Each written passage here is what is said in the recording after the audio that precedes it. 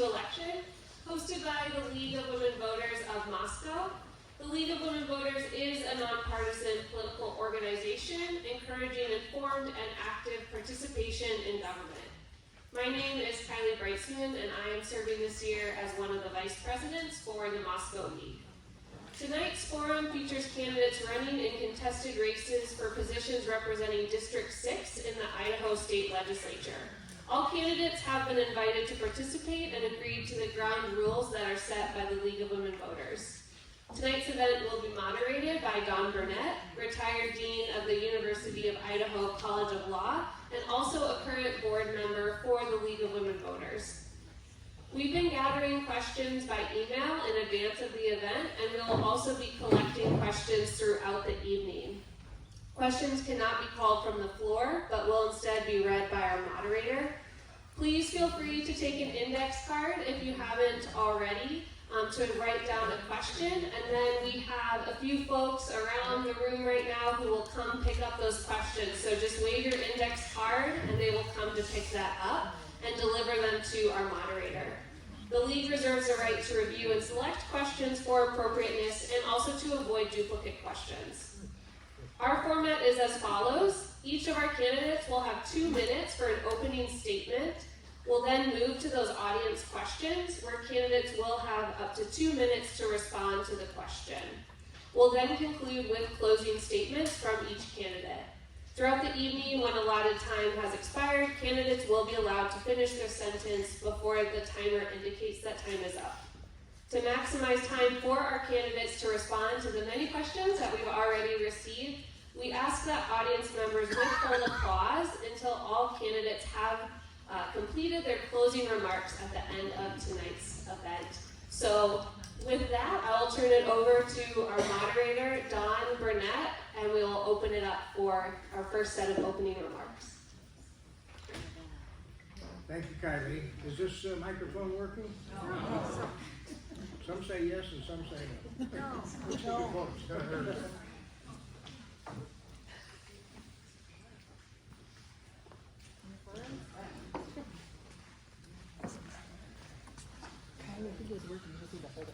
Well, I'll make an effort to speak loudly until we resolve the technology. Thank you all for coming here.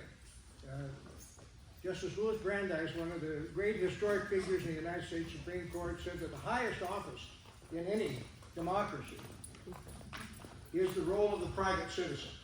And citizenship is reflected in this gathering tonight. I'm pleased that the Moscow League of Women Voters has contributed so much to civil society here in Moscow and statewide. One thing that Kylie did not mention is the Moscow League, despite the modest size of Moscow, is currently the biggest league in Idaho, has the greatest membership. I think you might say that it is the flagship league in Idaho. We will now hear from each of the candidates for 2 minutes with their own self-introduction, words of their own choice, and then we'll proceed with questions. And I believe we'll start at my left at the far end with David Nelson. Thank you for letting me go first. You kind of faked me out there. I thought you'd be that first. So I'm David Nelson. I've been your state senator for 4 years. I'll kiss the microphone like Louise always tells me to. So David Nelson, I'm your state senator. I've been in office for 4 years. I got into public service really because of my dad, Jay Nelson. Dad was a county commissioner in Latah County back in the 80s. A real quiet guy, not somebody for making public speeches, didn't go for the headlines. And I've tried to be like that as well. I've tried to work like Dad did to solve problems, to work with my colleagues, to work in the Senate, to work for my constituents, to do the best I can for the citizens of Latah County, and now Lewis and Nez Perce counties. I think it's paid dividends for me and the district in the last few years. I've kind of come into my own. I helped pass 5 bills this year that have my name on them, including a really important one that we passed about a month ago. When the governor brought us back for a special session and we locked in $410 million for education. I think that was really an important thing we did. We did some tax cuts there, and just to make it clear, I did support that bill that cut our income tax rate. Probably not what my choice would have been. I would have liked to work on property taxes, but I was a co-sponsor of a bill that cut your income taxes. So I think I got 30 seconds left, and I think I'll just stop right there and look forward to your good questions today. Thank you, Mr. Nelson. Mr. Foreman.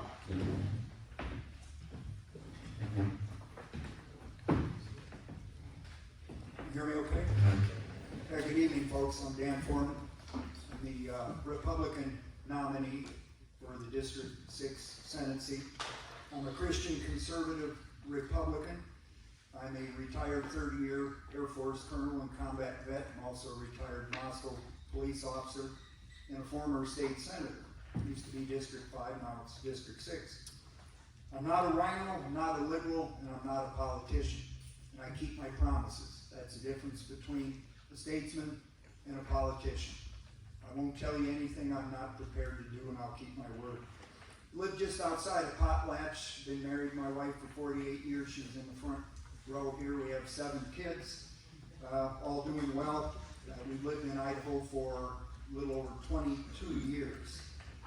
A little bit about my platform. I'm pro-life, and I intend to close the 2 loopholes for rape and incest on our pro-life bill. I'm going to call for an investigation into the state's actions during the pandemic, because they didn't always follow state code, and even worse, they didn't always follow the U.S. Constitution. I think our rights were abused from time to time.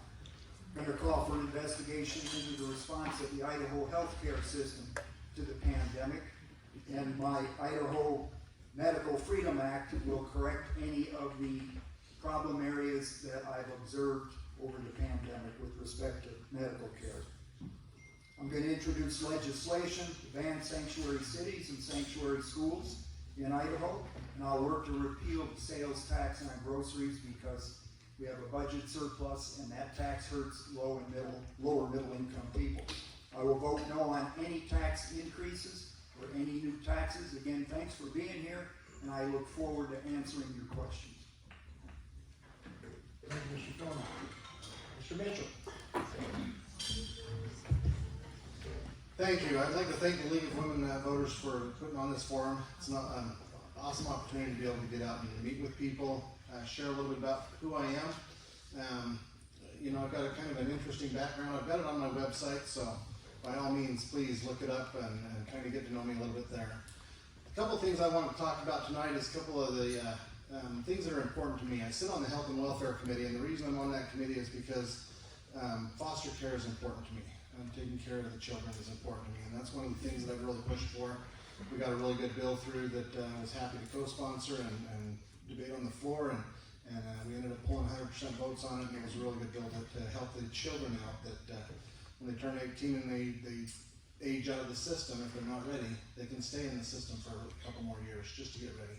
And I think that's an important bill. A couple of other things that I've done is we've mentioned already the special session, House Bill 1. I was a co-sponsor on that bill. I believe in the tax relief that we gave out. I believe in the flat tax that was given out and put out there. And then we put $410 million into the school system. That will be determined on this next legislative session on how that's spent and what they're going to do with that. A couple of things that I've really been pushing for out there is I know that we've got our school to be grading. We've got the newest school we have like 50 years old, and so we've got to figure out ways that we can actually take care of that and make some changes there. So I'm excited to be out here. I'm a business owner. Started my business in 2013. I've since grown from 2 stores to 6 stores and continue to grow. And I look forward to more questions from you guys. Thank you. Thank you. Mr. Burnett. My name is Tim. I'm a self-made man, and I'm ready to get to work for District 6. I grew up in Minnesota. I'm one of 12 children. My dad was a union carpenter, and my mom was a nurse. Times were tough. My dad would get laid off in the cold winter of St. Paul. We had 4 kids in a bed. We were on food stamps. And how did I get out of poverty? And I am a champion for public education because I am the grateful recipient of a robust public education. And I'm very pleased to announce to you tonight that my campaign is on fire. And what do I mean? Social media is exploding. I'm getting support from all across the political spectrum, from Republicans, Independents, and Democrats. I've got Republicans who are putting out highway signs for me. Wednesday alone, we had 17 digital donations. I've had over 300 donors. But the donations are coming from people, not lobbyists. The community has embraced my middle-of-the-road approach. The bipartisan support I'm getting is because the community trusts me.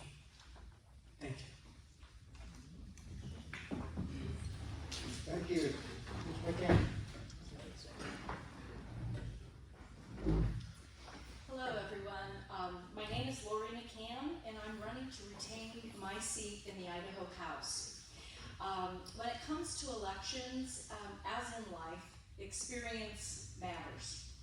And I will bring 45 years of work experience along with professional leadership skills that I will bring to the table.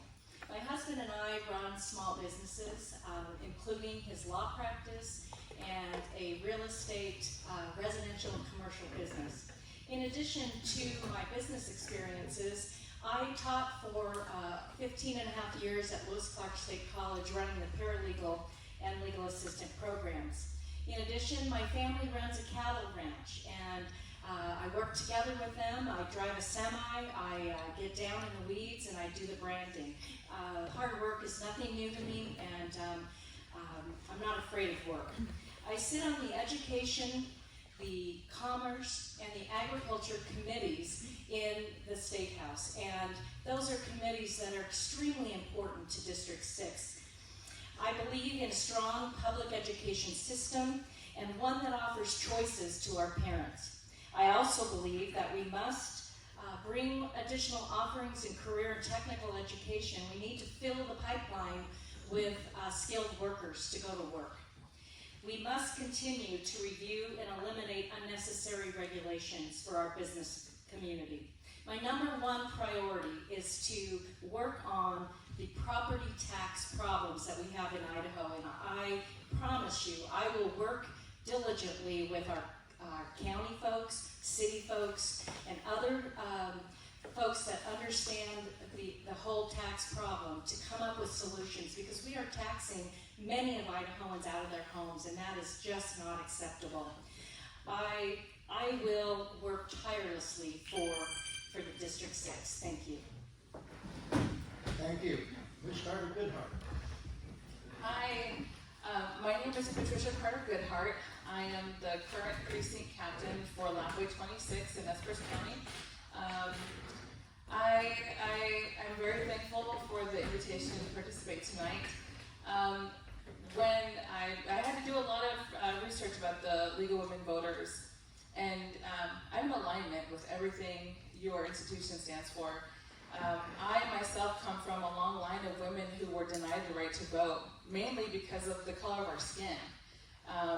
So almost 3 decades after the 19th Amendment granting women the right to vote, along came us, that we were recognized as citizens and allowed and afforded the ability to vote. So I'm all for electoral equality. I would like to just uplift and affirm everyone else's stances here tonight. When I'm out canvassing, when I'm out door knocking, when I'm out meeting more members of my community, their number one concern right now is their finances, and especially with the raising property taxes. This is very sad for my community because they're making terrible choices on what they're feeding themselves, on how many times they can go to a grocery store, how many times they can drive their car, always budgeting. It's just unnecessary, and I definitely want to get to the bottom of it. So thank you so much for inviting me. Thank you. And we've been joined by the third candidate for State Senate position, James Hartley. Mr. Hartley, we're giving 2 minutes for opening statements. I think I hit the little green button there. That's hands off. Yeah, my name is James Hartley. The reason I'm running primarily is I am a. Nope. Turned off. Hello. There you are. The reason I'm running primarily, I am a firearms dealer up in. I have a shop up in Plummer, but I live here in Moscow. But I've been watching the federal government bureaucracy relentlessly crush our freedoms and our rights here in Idaho, especially in my business. You know, the ATF basically is running hog wild, and I'm sure other agencies as well that you're familiar with, that wear the 3-letter label are causing plenty of problems. They act constitutionally as a bureaucracy. They don't respect the Constitution or due process. And a lot of my friends are facing legal troubles because of these sorts of things. And I think Idaho has to get its act together and demand its rights as a state, become number one in its own destiny, choose its own way as far as how it's going to use its land and its financial resources and its taxation. And those are the main reasons that I'm running. One of the other reasons I choose to run is because I feel that as a representative you have to run your campaign center of the road. You have to be a center of the road person, which to me means the Constitution of the United States and the Constitution of Idaho are the center of the road. You know, you can swing a little to the left, a little to the right of that road, to communism, socialism, or you can go over to national socialism, or you can stay center of the road, which is our beloved Constitution of our state and our Constitution of the United States. So I will judge rules and laws that I choose to vote on based upon the Constitution of Idaho, and on the King James Bible. So I'm a King James Bible believer. I attend Independent Bible Baptist Church down in Lewiston. And for us, the King James Bible is the Word of God, and that's where we stand on all of our moral principles. And anything that relates to moral principles for education will be based on the King James Bible. Thank you. Well, now go to the questions, and I will endeavor to move the questions around among our candidates. I must tell you in all honesty, I don't think we're going to be able to get to all the questions. Partly because they address policy issues that are addressed by both the Idaho House and the Idaho Senate. And so therefore we need to hear from each of the candidates tonight, but we will try to hit the most salient questions and in some instances combine or consolidate questions that seem to overlap. I'd like to start first with the candidates from the House, and then we'll move to the candidates for the Senate, and we'll start with Ms. McCann. If, and this is the question for the whole group, if you are from a political party that has adopted a platform, do you agree with all of the elements set forth in your party's platform? And if there are any exceptions or modifications that you would prefer to see, would you identify them for us? Thank you, Don. I appreciate the question. So the Republican Party does have a platform that they encourage all of the candidates to sign and adopt. There is going to be some changes to the current platform that when that's written, I will definitely have some concerns that I will write out. Currently, there's one that makes me pause, and that is on the abortion issue. I am pro-life. I have a wonderful son because I chose life. And however, I do believe that there are exceptions that must be taken into consideration, and that is one of the areas in the platform that I would encourage the House to adopt when we get to looking at this bill again. And so, but otherwise, the GOP, the way it's written right now, knowing that from the last convention there will be some issues that I would want to take a look at. So, thank you. Thank you. Let's bring the rotation back this way. Mr. Grisbeck. Can you hear me? I will never sign any type of party loyalty oath. I am my own man. I make up my own mind. And the problem in our state right now is the growing extremism. It's fueled largely by the right's closed primary system. And they've got a loyalty oath that includes the provision that there's no exceptions for rape or incest when it comes to abortion. I think that's wrong. You know, the two-party system, if you go back to 1790, President Washington really wasn't happy, but there was a big schism between the Hamiltonians, who favored a strong federal government, and Jefferson and Madison, who wanted more of an agricultural type of society. But they made a big bargain in 1790, and that is the federal government would retire the debt incurred by the soldiers in the Revolutionary War. In return, the capital would be moved permanently to the south. Why do I bring this up to Washington, D.C.? Why do I bring this up? Because we need two parties, and we only have one right now. 82% of the elected officials are Republicans. We need balance, and that's why my campaign is getting so much traction. Thank you. Mr. Mitchell? Well, thank you for the question. You know, we heard this last night, we heard this question, so I've been giving it a lot of thought. And one of the things that in my faith, we've been taught that we need to align ourselves with a candidate that actually represents our values. And I've chosen to align myself with the values of the Republican Party. And so I do support their platform. When you look at their platform, and if you go to latahgop.org, you can actually find out more about the Latah GOP. You can find out more about me. We've heard from a county commissioner last night about extremism. We've heard from someone just now about extremism. If you spend any time there, you'll realize that it's not extremism. We have a platform that is caring, that is concerning, that it has concerns for others and wants to be. We just want to be responsible people on the earth. And when you look through that, we are constitutional. We believe in the Constitution. We want to follow that, and that's one of the biggest things. Just a couple of things that I want to mention on here. So we believe in free enterprise, and encouraging individual initiative have brought this nation opportunity, economic growth, and prosperity. We also believe government must practice fiscal responsibility, and the taxpayers shall allow the government only the money necessary to provide appropriate functions. And we also believe that our founding fathers gave us a government that is a servant of the people, not a master. And I've looked at myself as I've been serving the last 2 years as a servant. I've taken a lot of time to meet with people that don't align with me. But I've taken the time to meet with them. And we've had great conversations, and we've been able to work through things. We may not agree when we walk out of there, but we both understand where we stand, and it's been a very positive thing. So I do support the platform. Thank you. Ms. Carter, good night.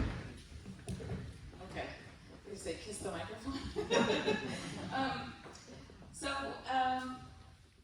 I agree 100% with our party's platform, and here's why. Because of my party, a candidate that looks like me, that sounds like me, that has my lived experience couldn't exist in the Republican Party.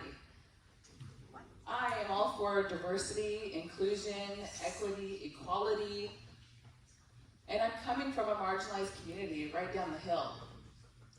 So I believe in community. I believe that we should be investing in rural communities. And I believe about having respect for other people and working well with people. So I 100% agree with my party platform. Thank you. Thank you. Let's move over to the Senate side, and we'll begin right at this side of the table. Mr. Foreman. This is a real easy question for me to answer. I think the Republican Charter is a beautiful document. I don't view it as a loyalty oath at all. And if there was something in that charter that went against my moral values or common sense, I wouldn't support it. I think the Republican Charter represents a good reflection of our Judeo-Christian values upon which, whether you like it or not, this nation is based. Just read the writings of the Founding Fathers, and they were very clear about that. And I get it. It's not all that popular these days to say that, but I'm saying it anyway, because it's true. All lives are precious. You've heard about the BLM, Black Lives Matter. Yeah, their lives are precious. Every life is precious, including that heartbeat that's in the mother's womb, that can't speak for itself, that doesn't have an attorney or legal representation to stand up for its own life. Those lives are precious as well and should not be aborted. Abortion is murder, folks, flat out. If you don't like that, don't vote for me, because that's my number one priority when I get in the Senate, is to stand up for pro-life. This nonsense about we can kill our babies, kill off the next generation because it's not wanted or inconvenient or because they're the result of incest or rape is absolute hogwash. And it's going to be the undoing of this society if we don't change our ways. Don't believe me? Look it up in every major religious doctrine book that exists, and it'll say the same thing. All lives are precious.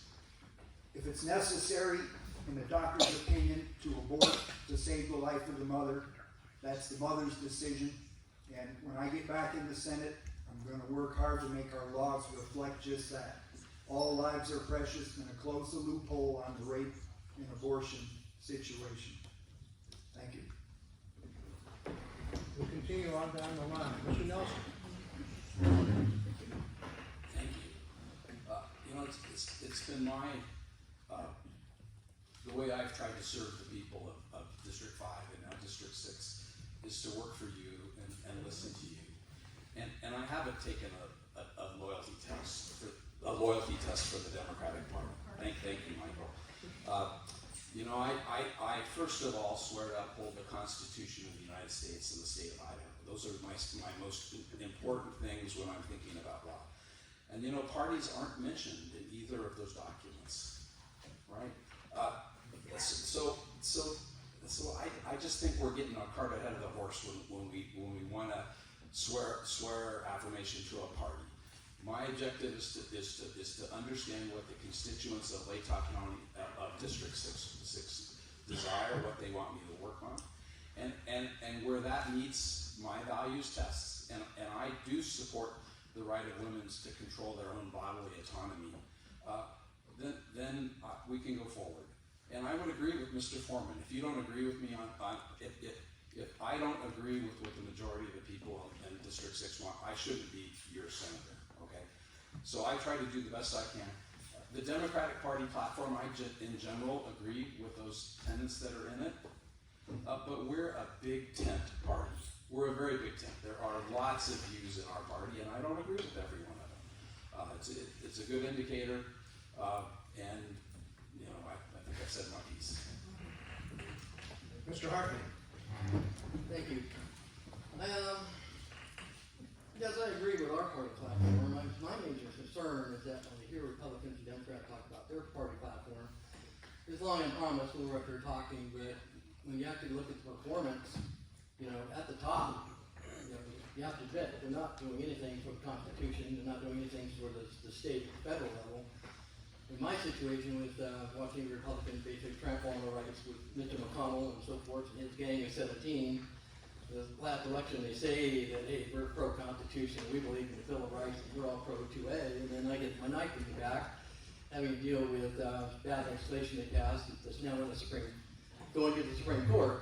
And then when I look at the Democratic side, they say they're a big tent party, but I don't see a whole lot of conservative white guys running around. I have to say that I see them as very inclusive sometimes, and if you don't believe what I believe, then we should burn their town down, at least in some of the major cities. So let's practice what we preach. If we're going to basically say something great about a party platform, then I want to see performance, which is why I'm a constitutional party candidate. So we believe in the states' rights. We believe in the Constitution. We don't back down from that sort of thing. We don't pass laws that are going to go to the Supreme Court because they sound good. Okay? That's not our intention. Our intention is to basically back citizens' right to liberty above everything else. And we believe that should be the thrust of it. The Constitution is the center of the road. Let's abide by it. Let's not pass laws that allow that we have to go to the Supreme Court, take years to get rid of on either side, okay, because somebody wants to jack the Constitution. So as far as that goes, if you want, down the line, pro-Constitution, pro-liberty, you need to be voting for a third party, not a second, not the Democrats or Republican, but the Constitution Party, and we got your back on that. Thank you. Let me turn to the topic of education. Article 9, Section 1 of the Idaho Constitution says, as many of you know, the stability of a republican form of government, depending mainly upon the intelligence of the people, it shall be the duty of the legislature of Idaho to establish and maintain a general, uniform, and thorough system of public, free, common schools. Do you, each of our candidates, favor giving money from public school dollars at the state level to private and parochial schools by way of school vouchers or otherwise? Let me start this one with Mr. Dressman.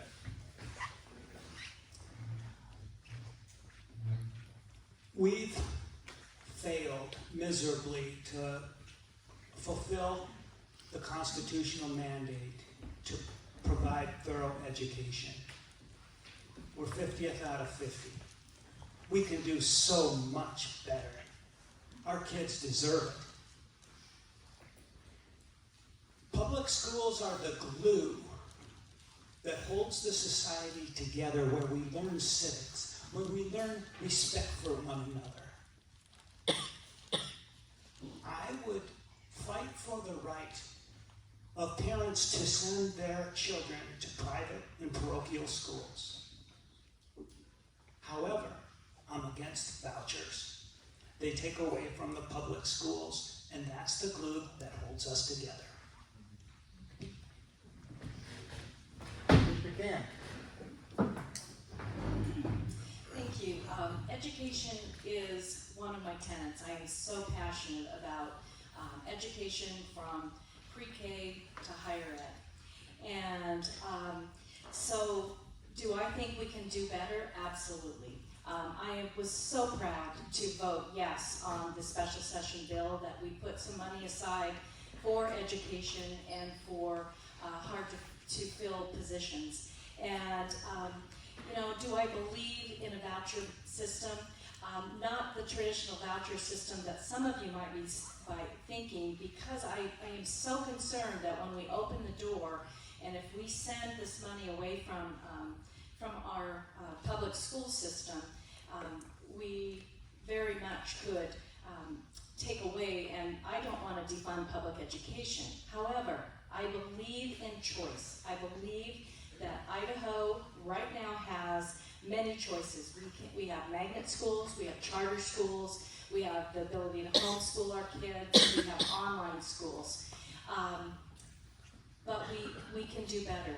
We have a fund that's called Empowering Parents. I'd like to see some of this money that we've set aside go into the Empowering Parents grant fund, and say, if you would like to send your children to a different option than what we have, then apply for funds out of this fund.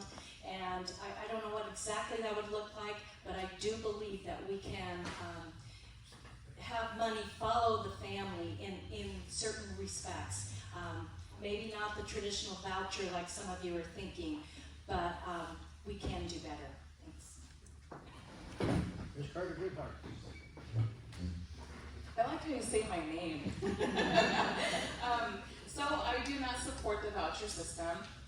I see it as defunding our public education system that I have a whole brand new respect for. I am a mom. I have a 6-year-old and a just turned 3-year-old, and I've never had to rely on public education teachers like I did during the pandemic. I don't know if any of you are parents, especially school-aged parents, that had to quickly switch to online learning. That was a whole level of patience I didn't even think I had within me. So I was a big supporter of the Quality Education Initiative that Reclaim Idaho had put on the ballots, and unfortunately had to withdraw, but there is, with this new initiative, the special session, that there is new funding for that, so I'm all for that. But I just can't pull money away from our public education system. I went to, LCSU Kinder College, Women Elementary, K through 6, Jennifer Junior High, Lewiston High School. I did all my time there, and I had a great time. And there was so much diversity in our school system. Even with our own teachers, I learned so much more than probably a lot of other kids were getting in other school districts. So I very much support public education. I have nothing but admiration and respect for our public education teachers, staff, all the way down. Thank you so much. Thank you, Mr. Mitchell. Thank you, and thank you for that question. This has been a topic that we've been talking about for several years. And one of the things that I want to bring up is we have actually funded education quite a bit over the last couple of years. Yesterday we heard that the education funding is not high enough, and so that's why our taxes are so high, our property taxes are so high. But we've actually, in the last 4 years, we've put $600 million into education. That doesn't include the 410 that we just put into education right now. So we're up to we're just over $1 billion in public education. Now, as a business owner, I believe in the free market. I believe that when you have competition, that things actually do work out, that you actually get a better product at a better price. Now, is the voucher system the right way? I don't know. There's a lot of things we need to look at. I think that having the opportunity to sit down and talk with parents, because I believe in parental right, and I think having that conversation with parents to find out what the best solution is for Idaho is going to be the most important thing for us. So looking into it, it's going to be a tough thing to look through, but it's something that we can figure out how to best take care of our kids.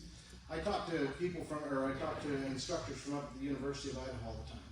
One of the problems that we're seeing is we're having kids come out of 12th grade with a 9th grade reading level. I hear it all the time from all these instructors up there. And that is a problem, that's a concern that we have. So what I'd like to do is I'd like to see us get back down to basics. Let's get back to the reading, writing, arithmetic, the basics, and let's teach our kids so they come out of there with a 12th grade reading level like they're supposed to. And then start bringing in classes that will give them a skill that will actually be able to use throughout their life. And I think that's the important thing that we need to look at with public schools.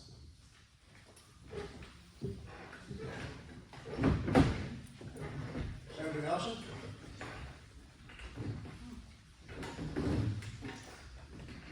Thank you. I don't believe in diverting money away from our public school systems. We are underfunded now. Representative Mitchell talked about a lot of money coming in with these two things, but we're still 50th on a per capita basis. We're a very fast-growing state. Inflation's high now. Our demands on that education system are high. And when people and organizations like the Freedom Foundation want us to do school choice in whatever flavor it is, that money will end up incrementally coming out of our public education system. And we will not be able to fulfill the mandate in the Idaho Constitution. We all want to obey the Constitution, and we won't be able to do that if we do that. We need to thoroughly fund our public education system. In the legislature, education has become kind of a football that we beat up on every year. It becomes we find reasons to complain about it. We've totally depressed our teachers in the state. We have a teacher shortage. It's hard to find teachers. We don't pay our teachers enough. Teachers across the Washington State border are getting $20,000 a year more than our Idaho teachers. So we need to build up our public education. We need to support our public education teachers and tell them they're doing a great job. And we should embrace the choice we do have in that system with charter schools and traditional schools and homeschooling and alternatives like that. And folks, we do have a way for people if they strongly want a private education. There's no barriers to that. It's just fine to go do that. Mr. Hartman? $650 million. We got squat. Okay. Well, California's got squat. New York's got squat. They keep piling money into the public education system. It's got to be about performance, people. If you're going to be like when I was many moons ago, when I was in school. When I was in the 3rd grade, we had to do 3 history books, 3 math books, 3 geography books, 2 world history books, and that was the accelerated program. But we didn't deal with any of this social justice stuff or any of this Common Core. We dealt with. In fact, the teachers refused to teach it. They refused to spend their time doing that. They actually got down to brass tacks on what was important. So, pretty much, when I got out of high school, I was already sophomore level in pretty much every subject. And that was California back in the good old days when they were spending money on performance. So I'm for performance. I don't care if you're doing it in public school, if you're doing a voucher program or a private school. You got to fund what works and stop dumping money into things that don't work. And it's got to be moral, God bless us morality. So we had a moral education. So we knew what was right and wrong when I was in school. Of course, we had the talent too, so we had to rely on some discipline from above. to get ourselves squared away. But it was all about getting the job done, about reading, writing, and arithmetic, so that when we got out, we could either pursue a professional career, or we could go to college and pursue a college education as a PhD or something like that. So you're wasting your money. So you send these guys up there, the Armies in Need do the same thing to you, okay? That's why you got such an education in pretty much every big state, okay? Idaho's got a lot of these people coming in. Expect to spend more on your taxes to get such an education unless you demand performance-based education in your school. And you demand morality and a strict adherence to our constitutional principles. Thank you. Thank you, Mr. Foreman.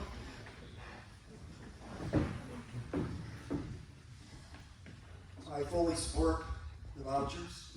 I think it'd be a good thing, it'd be necessary. You know, when you talk education, all you hear is money, money, money, money, money. We're 50. Who cares? Doesn't matter. What matters, like the gentleman at the end of the table just said, is performance. And the performance in our public schools stinks to high heaven. And I have friends who are teachers, and they're great people. And a lot of our teachers do a really good job. They try hard, but the system is failing. You don't keep throwing more money into a failed system. That is absolutely insane to do that. All I'm hearing is more money. That's an easy solution. I'll write the check if it'll fix the problem, but it won't. Funding's up almost 25% in the last 2 years. It's up over 90% school funding since 2016. How much money are we going to keep throwing at the problem before we figure out there's other issues at play here? We need to get CRT out of the schools. We need to get the one-sided politics out of the schools. We need to get the drugs out of the schools. Okay, we need to get this immoral, absolutely insane gender identity nonsense that they're confusing our kids with. It's a bunch of baloney. I can't even think of how that would have been received when I was in any level of education. We need literacy testing for teachers. Some of our teachers just aren't cutting the mustard. Some really are, but some aren't. You know, I keep hearing about money, money, money. When I worked for the Moscow Police Department, I could have gone across the aisle here to Washington State and probably made 20 grand a year more. But that didn't affect my performance as a police officer. We have the best doggone police department in the country here, and they're underpaid. So this nonsense about pay isn't going to solve the problem, folks. It's dedication, it's effort by the parents, the teachers, and the students, and get the federal government out of our schools. Thank you. We are nearly approaching halfway, and I know those seats are hard. So let's take about a 60-second stretch break. Ready? And then we'll resume.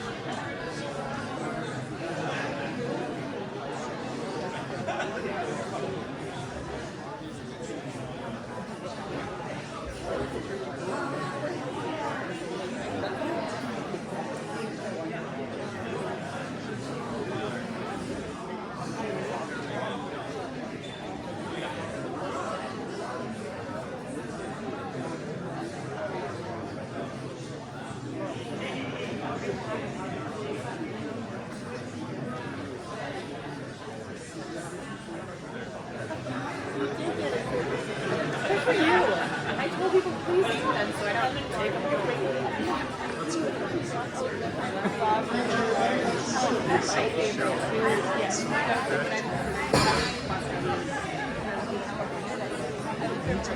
I honestly want to go and just grab my shirt and watch them. That's how I'm feeling.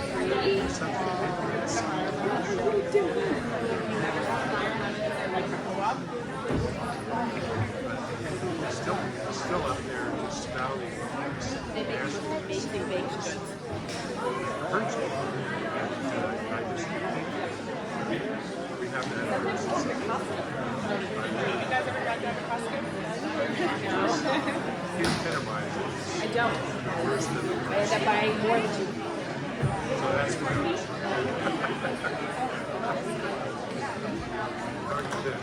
You have so much control. I've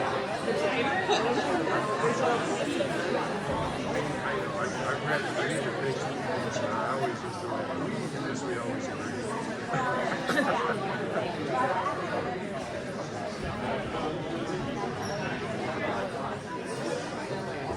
We put this online. Yep, onto the YouTube, and then also, yeah. So she did last night already.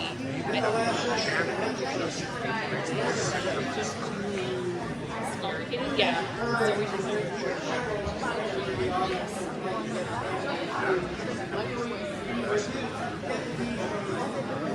Candidates who are not incumbents will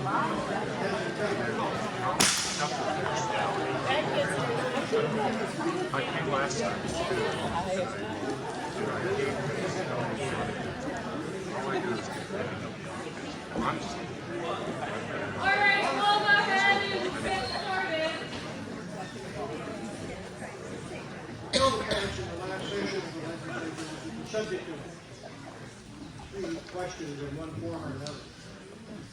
It has to do with the prohibition against parents to seek out what is called gender-affirming health care for a child in Idaho.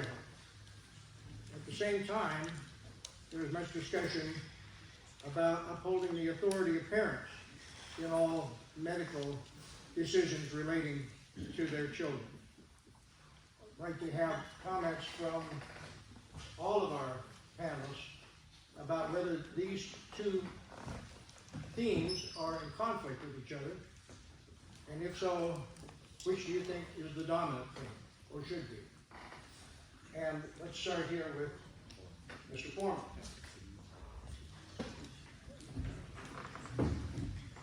These types of questions are really difficult. When I was in the Senate last, we had to make a decision on child health care versus parental rights. And let me tell you, that was the hardest decision that I ever had to make. I saw grown men on the floor of the Senate in tears because they couldn't decide. On the one side of the coin, we want to protect kids. And when we see parents that are behaving in a manner that we think is way outside the norm and could jeopardize the life and health of the child, you feel compelled to act. On the other side of the coin, parents are the boss in this country, and I hope it stays that way. If they're bad parents, law enforcement intervenes and takes steps to protect the child, but generally the parents rule, and that's the way it should be. So when it comes to health care, I have to come down on the side of the parents. Now, I think a lot of this gender-affirming stuff and turning men into women and vice versa is a bunch of immoral, ridiculous, harmful, unnecessary, whatever. Okay? But that's the parent's choice. It's not the state's choice. And I know a lot of people will disagree with that, but either you believe in parental rights or you don't. I don't want to see kids put through this bill where they try to have sex changes and then 10 years later they try to undo them. I've talked to a lot of people who have gone that route and have had psychological issues later on. They wish they never went down that road. But again, back to parental rights. This is a constitutional republic. It's not a democracy, by the way. It's a constitutional republic. And one of the laws of the land is the parents are responsible for their kids. You have to take the good and the bad with that, but generally, that's where we stand. I support the parents. I don't want to see the state interfere in parental rights. Let's, Mr. Hartley, and then we'll come back to Mr. Nelson. Okay, well, basically, this is a moral question. So, gender reassigning surgery condemned in most estimates. And primarily, we know from biology what sex you are. It deals with your chromosomes and deal with your opinion. I know that when I was 6, I thought it'd be cool to be a little bunny rabbit and hop around and associate my mind as a bunny. But when you go to college, you kind of have to grow out of those things. So that is where parent comes in. We need to protect the child, but we also have the moral fortitude to understand that this is an issue that God set forth. Okay, and even if the constitutional republic is a moral constitutional republic written by Christians that understood these things, so we know it damages people. We know there's a high rate of suicides and those sorts of people that have gone out and did the gender-changing surgeries. You shouldn't be gender castrating your child at 6. I know cases in Texas, and personally from people I know that have been divorced, and one party wants to castrate the child at 6 years old to make the child a female because they want the female with a biological male. So you got to lean towards the scriptures on some of these things. And I believe in parental authority, except when it steps outside the bounds of what we know to be right from our Bible. Thank you. Mr. Nelson?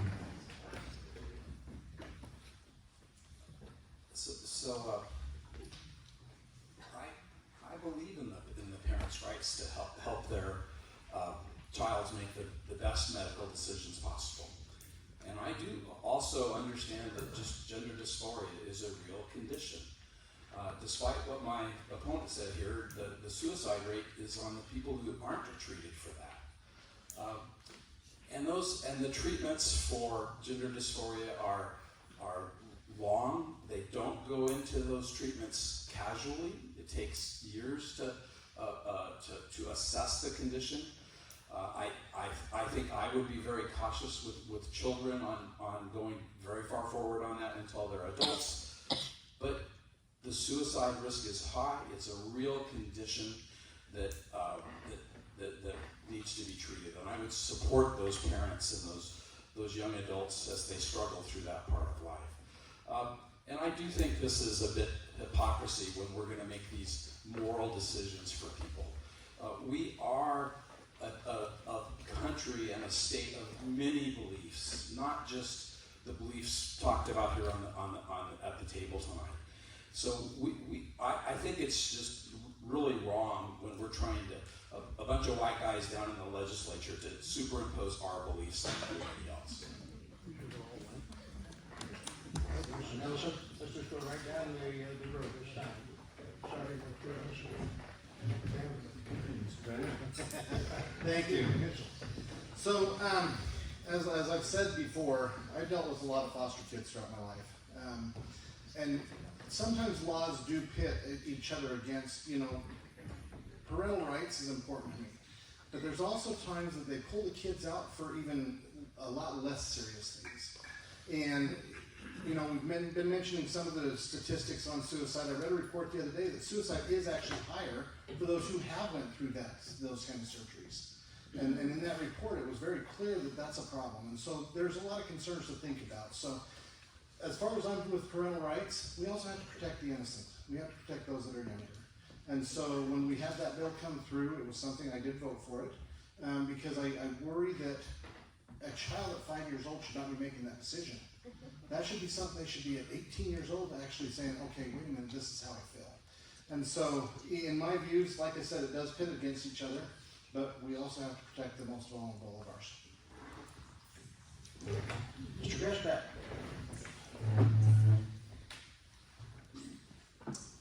In the course of this campaign, I've knocked on a lot of doors. I'm closing in on 4,000.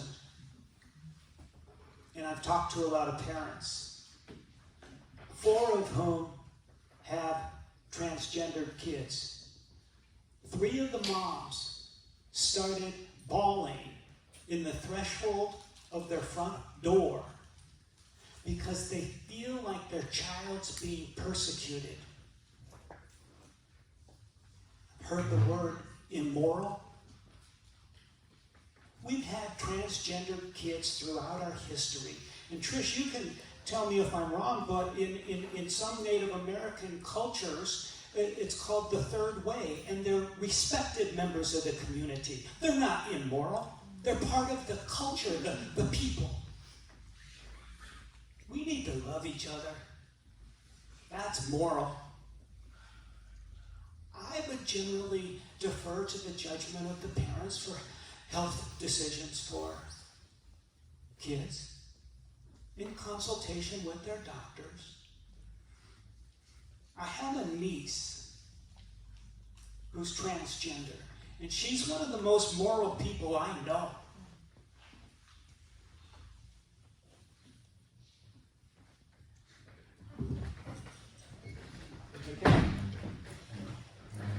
This issue, folks, was extremely excruciating for me sitting on the floor because I struggled with the folks who brought the bill saying, on one hand, parents don't have the right to make decisions for their children in this instance, but on this hand,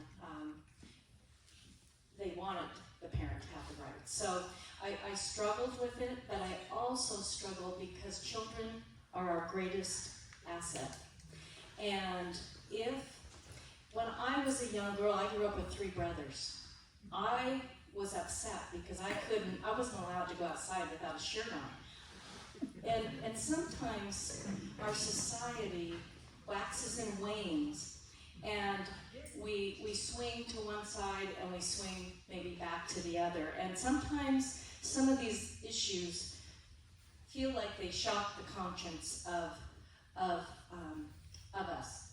And I ended up voting yes on the bill, knowing that we would have an opportunity had the bill made it through the Senate, because I knew from my friends on the Senate side who I talked with said, we will make changes if this comes through. And so then it would have come back to the House again. So it was extremely difficult, but I had to err on the side of protecting the child. And that's why I ended up voting yes on the bill, even though I was extremely upset about the vote. I was upset about the bill in general. But I had to make a decision. I wasn't going to get up and walk out of the room.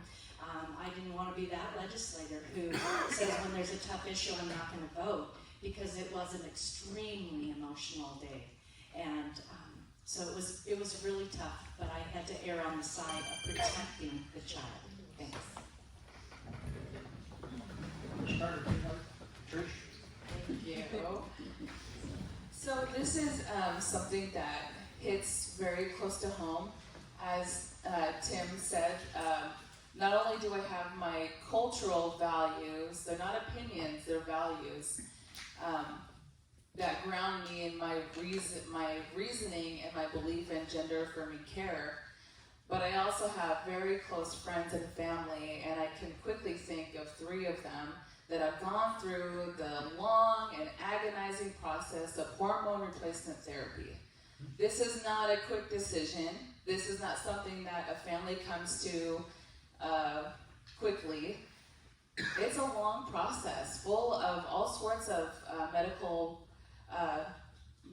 professionals, people that are psychologists, that are therapists, that are not only doctors, surgeons, nurses.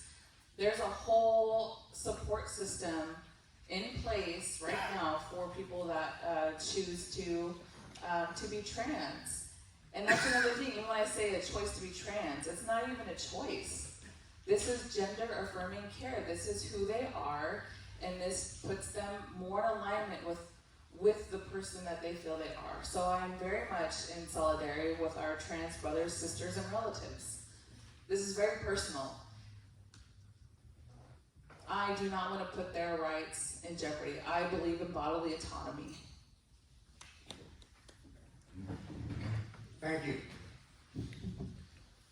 Another measure that went through the legislature last time, and on which I invite comments from all of the candidates here, was one that removed schools, public libraries, universities, and museums from an otherwise applicable limitation regarding questionable books and materials for children.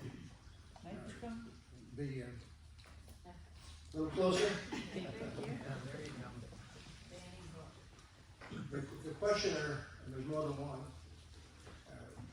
says that this has resulted in several Idaho communities imposing book bans or book limitations, resignation of a librarian in northern Idaho, and growing fears of continued book banning in Idaho. How do you feel on this issue? And would you have voted for, or did you vote for, the legislation that went through the last session? And let me start this time with Ms. McCann. This we referred to in the House as the library bill. And another agonizing day for me. I argued and debated twice on the floor against the bill.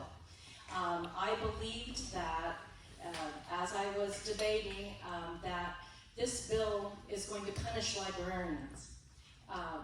When I believed if the child is getting a hold of materials, that it should be on the parents. The parents should make that choice. However, during the long debate on the floor, there was a file, and I hadn't seen it, and so I got a couple phone calls that they said, Lori, go look at the file before you vote. And folks, even though I strongly was upset about putting the librarians in that position, when I saw the materials that they took out of the Meridian Library and some of the other libraries in Boise, but not only that, we looked at the list. Representative Mitchell and I got a list of all these books, and they were here in Moscow. They're in Lewiston. And folks, when I opened one of those books, and it said it was appropriate for a 10-year-old child, and there were sex acts of men and men, women and women, and men on men, women, etc. I thought, I'm a grandmother, I'm a mother. It really, truly upset me. So I am meeting with our librarian and the board at home to talk about what we can do to possibly put those books behind a counter so that parents can come with their child if they want to show their children this material. But I thought my 10-year-old, my grandchildren who are 10, it was way beyond where they were. So I ended up voting yes on that bill. Thank you.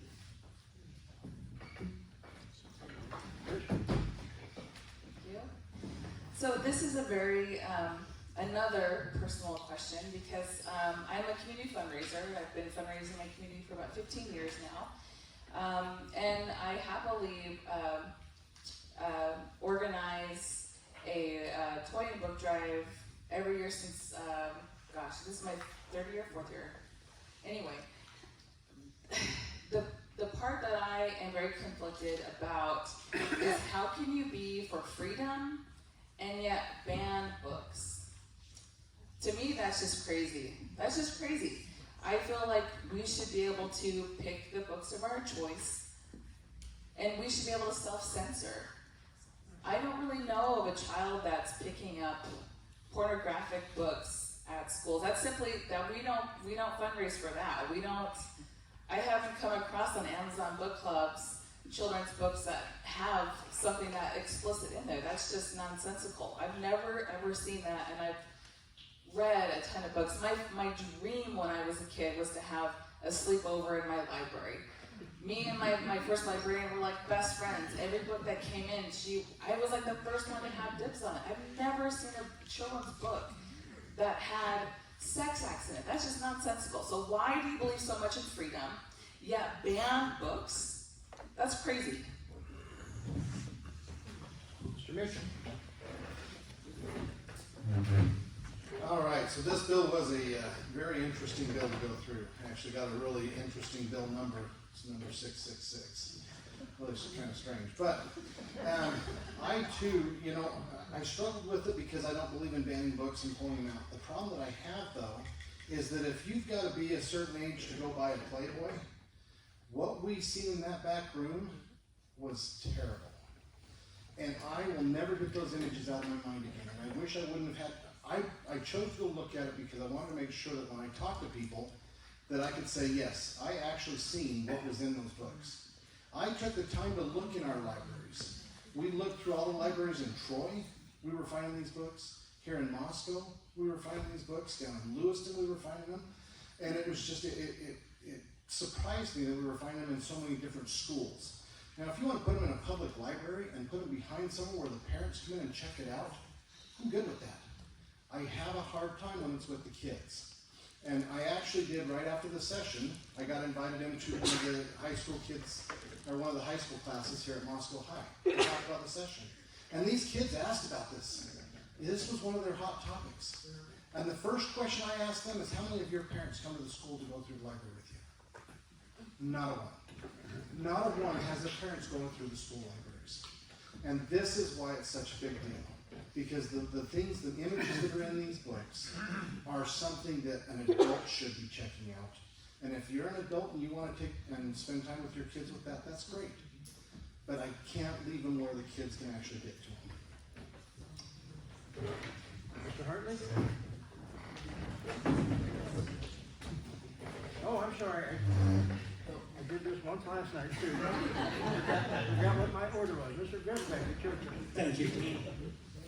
This is what happens when you have one-party rule. 82% of the elected officials are Republicans, and they become extreme because of the closed primary, and they fight these culture wars. Librarians aren't providing pornography to our kids. It's just not happening. But if they say it, and they say, well, we saw it in the secret room, it's ubiquitous, it's all over the place, but I'd like to tell you, this is part of a broader problem of the delegitimization of government, that there's massive voter fraud. There isn't. Public schools don't work. They do. Professors are indoctrinating students. They don't. Science isn't real. It is. But the extremists that are growing in this state want to delegitimize government. I've tried cases in every courthouse from Bonners Ferry to Boise. I've got to know the clerks of the court, and they'll stay up to 2 o'clock in the morning counting our votes. And they don't care who wins, they just want to make sure it's done fairly. There is no massive voter fraud. There is no dissemination of pornography. We need to restore a healthy two-party system where there's a loyal opposition. The extremists are taking over. It's a one-party state essentially right now. We need to restore some balance, and that's why my campaign is taking off. That's why I'm getting supported by a lot of Republicans. The business Republicans who want a government that works. They know that I can go down to Boise and use my legal skills to turn down the temperature. And that's what I'm going to do. Thank you. And now, Mr. Hart. Well, that was interesting. So, again, it's not hard. I mean, the Bible once says, you are basically, the light is, the eyes are the light of the soul, and what you feed your eyes basically going to corrupt the soul. Okay? So if you're an adult and you want to corrupt yourself, hey, feel free. Go ahead, get into all kinds of pornography and wickedness in that respect. But for the kids, we owe them the opportunity to have clean eyes. Okay? When they're ready to make adult decisions, then they can make adult decisions. So we should be allowing these things in our schools. We know it exists. I know it exists. We have witnesses to the very effect it does exist. They're not liars, okay? They did see these things, okay? I did see one of the books, So I'm telling you right now, you know, if you want to have a moral society, a society that's strong, you need to start doing the things in the scriptures and stop fiddling around with 2 Kings 18. If you want to figure out how a country goes down the toilet, 2 Kings 18, you do all those things, okay? One of the things you get into is debauchery. You get into it early, and you'll just see how fast it goes down the drain. So I would say we're not going to have pornography of any flavor allowed for our kids to be able to get hold of, okay? However, we have to prevent that. I think we owe it to them. All right? So, and that's not a hard thing to do, right? It's not hard. Is that really a tough concept?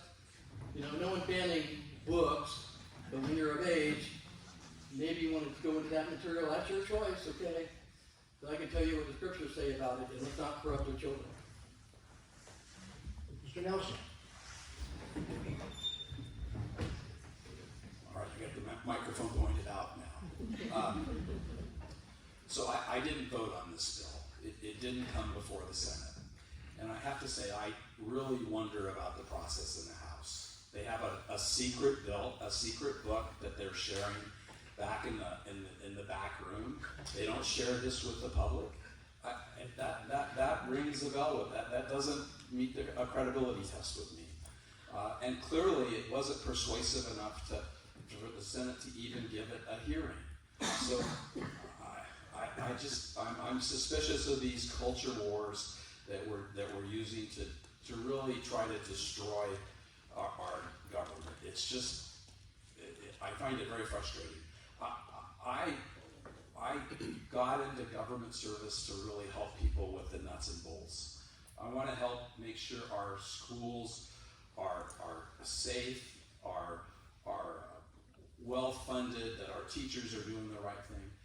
I got into government to make sure that we have our roads paved and our bridges well maintained, that we're getting broadband across the country. And I got into government to help with healthcare services. The year I got elected was the year we passed Medicaid expansion.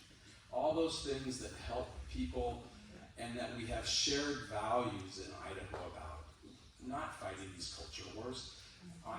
You're not going to get me trying to scare you to death about something in order to stampede you to an election. Okay?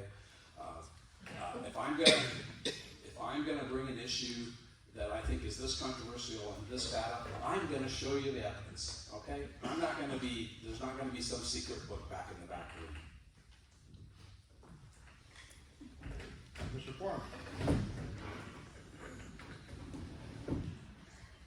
So folks, are you happy with the way your country's running today?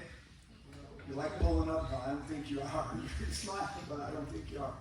You pull up to the gas pumps, you go to the grocery store, and you see the nonsense on the television set, on the nightly news. You can't be happy with it, I know I'm not.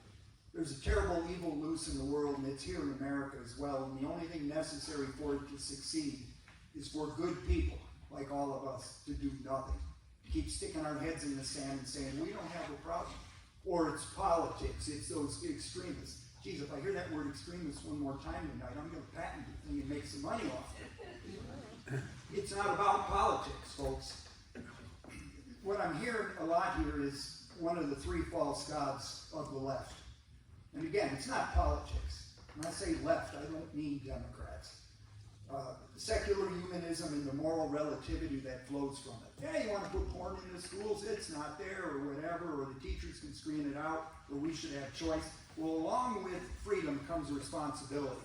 The responsibility to make sure that garbage doesn't even show up in our schools. I'm a taxpayer and I don't like it. And it's right here in our public schools in Moscow. I know that for a fact, okay? Very bad materials have made their way here. This evil that's sweeping through, it's so easy to ignore it. They want your kids. They want to control your kids' outlook on the future. They're not going to waste their time with people like me. Who is they? Well, let me finish now. This isn't a question and answer yet, but we're getting there. So just hold your question.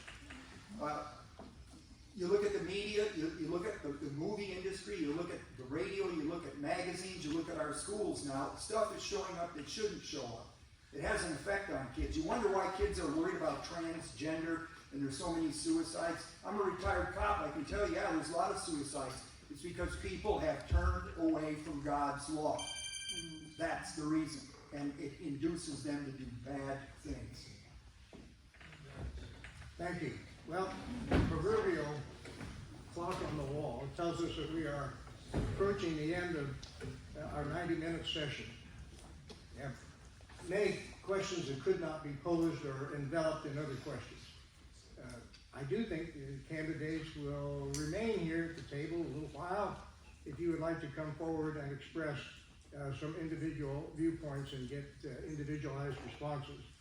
But for now, we need to provide an opportunity for our panelists to make closing statements. We ask that they, in the ground rules, we said, take 1 minute. Well, I think we can allow 2 minutes because we covered a lot of ground. There may be some things that the candidates would like to say further. I will say that there is one question here that has its counterpart in many questions. And it was, how would you convince an independent like me to vote for you? Maybe that can be touched upon in the closing statements. And I think for the purpose of closing statements, we open from going from my right to my left. We'll go the other way now. Mr. Hartley, would you like to make your closing remarks? I think when we all turn on the TV, we see what's essentially going on. So we've had 100 and some odd years of Republican and Democrat. Republican and Democrat, Republican and Democrat, okay? And we've seen our country go right down the goose scout, okay? And primarily our money's not worth anything, our schools are crap, okay? Our military is going down south now. Our education system is broken. Pretty much all our morality and anything we held great or dear is gone, okay? So anything I could consider or hold up as an American and be proud of when I was a teenager is essentially gone, okay? So there is when they say you want a two-party system, I don't want a two-party system, okay? You need to have more opinions and more ideas and something new, because at the very top of this little thing, your little gang over there in Washington, D.C. is playing you for fools. Okay, they play the Democrats for the fools on the ethnic side. They play the Republicans for fools on the gun side, and we all go down the drain. So I can tell you what we believe. We believe in the Constitution is written. We believe in the Idaho Constitution is written. We believe moral issues are determined by the King James Bible. We know that from the Scripture point of view, that if we honor God, the country will become great. And when we forget God, that nation shall be cast into hell. So if you want to play the Republican, Democrat, RD, go ahead. It's not going to do you much good. You're just going to keep on going south of the border. Or you can vote on the top of the ticket. It says C, D, and R. Okay, so the C is on top. That's my name, James Hartley. Okay, and I guarantee you, from what you've heard today, that's how I'm going to judge legislation, and that's how I'm going to make decisions for the state of Idaho. Thank you. Thank you, Mr. Hartley. Mr. Nelson. Thank you for the fine moderation today. Thank the League of Women Voters for hosting us tonight. It's been a pleasure to attack these questions. I have to say there are a different set of questions than I expected.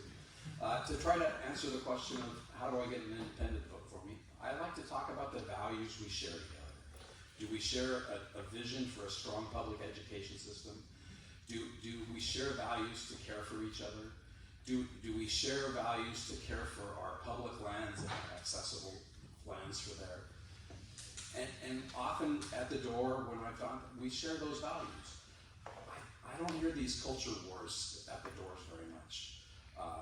And I have to say, that's really a sign that I do think extremism has come out and taken over. And I think we as citizens of the state have one really important step to take on this so that we could fight extremism. And that's, we need to change the way our primary system works in the state of Idaho. And I urge you to advocate for a primary system that's an open primary system. It could be a system like Washington has, that's a top 2 primary. It could be a system like Alaska has now, that they just just recently passed by initiative and have a top 4 primary system. Because if we have a primary system where everybody votes and we have a strong general election where there always is contests, we'll get people that share our values more and represent us better in the legislature. We won't be such a super majority state because a closed primary drives candidates to the extremes. Thank you all for coming again tonight, and I appreciate all the questions. Foreman. Politics, politics, and more politics. When is enough enough, folks? We're losing our country. You don't believe that, you've been living under a rock for the last 10 years or more. Okay? Politics and extremism. That's what I keep hearing. That's a failure to focus on the real issues that are causing the real problems. They're trying to take an easy way out. I'm not a politician, and I'm not going to try to convince you to vote for me or try to get independents to vote for me. You have to convince yourself for whom to vote. It's your vote. Men and women died on the battlefield to preserve your right to vote. You spend that vote the way you see fit. Don't let anybody talk you into voting for a candidate. You vote your conscience, you vote your mind, you vote your morals, and your patriotism. We're rapidly becoming an immoral nation. We're losing our sense of morality. This country was based on Judeo-Christian principles. You don't like it? Find another country. It's a fact, okay? I know that sounds harsh, but I'm tired of having my principles, my faith, my beliefs, my country, my patriotism attacked by people who don't know what the heck they're talking about. All this new age stuff is getting us down the wrong road, and we need to stop now while we can. You'd be wise to listen to what I'm saying. You don't have to believe me. Listen to other people as well. Our government's becoming too big and unconstitutional in the way it treats people. When the government doesn't behave and follow its own laws, it's a major problem for all of us. And we're overtaxed, and everybody's hurting financially. 3 false gods that people are dancing to. Secular humanism. If I want to do it, it's got to be right. That's called moral relativity. It's wrong. Big government. Big government's here to serve me and give me whatever I want. That's wrong. That's not what the founding fathers said. You ought to read their works. Okay? And the last one is the environment. A lot of evils get blamed on that. Thank you, Mr. Foreman. Mr. Mitchell. Well, thank you. This has been an awesome night. I really appreciate everyone coming out. I appreciate the League of Women Voters putting it on. Mr. Moderator, you did a great job. Appreciate that. A couple of things. We've covered a lot of things tonight, and I really wanted to step on into a couple of things. We were challenged that we didn't share the folder. My card, email, I will share it. I have got the entire folder in my email, so I can share it. I can share you just a list of books that you can look up on your own, or I can send you the file that we were looking at in the background. That'll open a lot of that up. Now, we've heard a lot of, I would take it derogatory in the extremism talk. And what I would recommend or challenge each one of you to do is take 10 minutes. Give me a call. Let's have a conversation. Because I can tell you right now that we probably see eye to eye on a lot more things than you think. And if we don't see eye to eye, at least we'll walk away understanding what we do believe in. I think that it's important to understand, the last 2 years that I've spent in Boise, they've asked me, what was the one thing you really learned? I learned that people don't ask the questions anymore. I will get an email that blasts me for a vote and says, I can't believe you voted this way. And I always email back and I say, well, I respect your opinion, but this is why. And what I get back is the conversation of, that makes sense. So when it comes to asking the questions, please do. Reach out, ask the questions. I try to answer every email that I get. I try to answer every phone call that I get. My telephone number's on here, my email's on here. And as your state representative, my email's out there as a state representative until the end of the year as well. I'm hoping that will continue on, and I'm asking for your vote. Thank you. Burnett. Well, you know, things got a little tense a couple of times tonight. But I look out at the crowd and I think there are more persuadable voters down at the corner club. We talked about extremism, and I think the proof is in the pudding, and I think we were able to see it and hear about it tonight. So what I want to ask is, what type of candidate gets endorsed by Nancy Cheney and Bill Lambert? What type of candidate gets endorsed by Bill Parks, Dave McGraw, and John Kimberlin? A candidate who has earned the trust of the community. I am that candidate. Now, there's some that want to make it tougher for young people to vote. I disagree with that. I encourage young people to vote.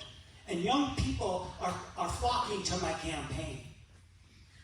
Young people we want to encourage to vote, to get invested in our democracy. They'll be lifelong participants in our democracy. I'm not afraid of democracy. I'm not afraid of students voting. I want all of our citizens to vote. I've got red voters, blue voters, young voters, and experienced voters. We are moving forward, not backwards. We will learn from yesterday, but embrace tomorrow with a more diverse, more fair, more just, and we will be guided by the truth. I feel really good about November 8th. Actually, I take that back. I feel great about November 8th. Thank you very much. Thank you very much, folks, for taking your time to be here, and thank you to the League of Women Voters. The questions tonight may not have been the way I was hoping. I think we spent a lot of time in some negativity that was a bit disappointing to me. I am a common sense, solutions-driven person, and there are so many issues I would love to talk to you about that are important, so important to District 6. Agriculture, education, business. And yes, there were some extreme things, if that's the word of the night. But I am not an extreme Republican. I am a common sense Reagan Republican, and I believe strongly in those three tenets that I told you about. I will fight for District 6. I will fight for everything that we all believe in here in this room tonight. Do we want pornography in our schools? I don't think any of us do. I think we all could agree. But I really don't appreciate being intimidated in the fact that I feel that some of the other candidates are saying that we're not telling the truth. Folks, we're telling the truth. And I would encourage you to look up some of those books because it did upset me as a mom and a grandmother. And I'm not extreme. I am common sense and want to do the right thing. And I will work hard for District 6 as I did the last session. And I welcome your questions, and I welcome you to please call me. Thank you. Thank you, Laura. So, this is my first campaign. I'm not sure if that's blatantly obvious to everyone here that's experienced, but my strong suit is that I come from a community, that I'm a community-based person, and I know about fighting for resources, talking until you're blue in the face for equity and inclusion. I come from a rural community. I had to, I see some classmates in the audience right now. I didn't know if you guys knew this, but I commuted every day for school. It was almost a 45-minute commute for me to go to school in the Lewiston School District. Do I resent that? No. Because I'm in good company. People that are working class people right now are commuting. Our best workers are leaving our area to go work in Spokane, in Pullman, all over the place. Their times are very, very tough right now. I'm scared of the hate. I am scared of the actual threat of violence upon my body and upon my friends and family because of the color of my skin. and where I come from. I'm very concerned about the White Lives Matter movement and the protests that happen all over District 6. That's terrible. Never have I ever heard from my own family and friends that our color is better than somebody else's, or it's that we have more authority, or that we're better people because of the color of our skin. That's crazy. I'm very concerned about the hateful rhetoric. I am so happy to be meeting more people that change my opinions. I will just have to mention John Bowman, who's running for Latah County Commissioner. We just had a very meaningful conversation about helping neighbors who are extremists, who don't like us because of what we believe, what our values are. In times of an emergency, of natural disaster, I want to be able to tell my friends and family and neighbors that I'll be able to show up for them. This is what I believe to the core of me. I believe in community, and I have community values. I want to thank all of our panelists for demonstrating, despite strong feelings over a wide range of issues, that they showed civility. Nobody tried to hijack a discussion. And now, since I earnestly praise you for being good citizens to show up, I now charge you, to be good voters, to be informed voters. You may remember a wise philosopher and comedian named George Carlin said, if you don't use the right to vote, you'll lose the right to complain. So all of us now have work to do in our families, in our neighborhoods. I invite you to show appreciation for the members of the panel.